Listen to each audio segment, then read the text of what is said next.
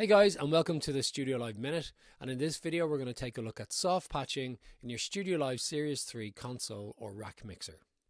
Okay, so there's two ways you can access software patching for your channels. One is on the hardware console, so if we press the home button, audio routing and digital patching.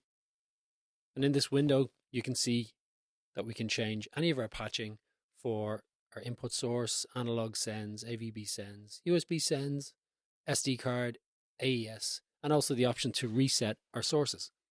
So in this screen, I can select any of my channels on the desk. And then on the right hand side, I can select any sources to bring into these channels.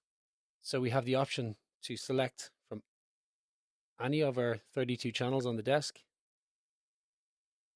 and some more options.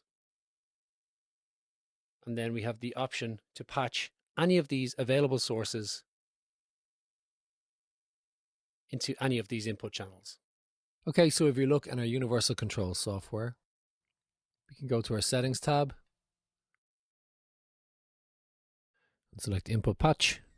Then we can see that our list of mic line inputs are across the top, which will be our source sound.